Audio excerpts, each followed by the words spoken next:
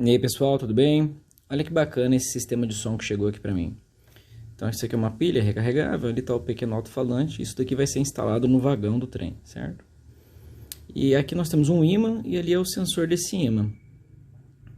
Com isso, vai ser simulado o som dos vagões passando pelo trilho e inclusive às vezes fazendo o barulho da ferragem raspando, né? Quem gosta de trem com certeza vai reconhecer o som na hora. Vamos dar uma olhada aqui.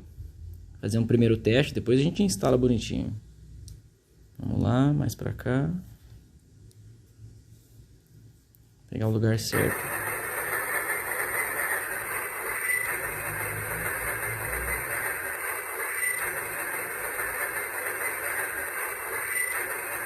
Para desligar, do lado de fora do vagão, você tira. Legal, né?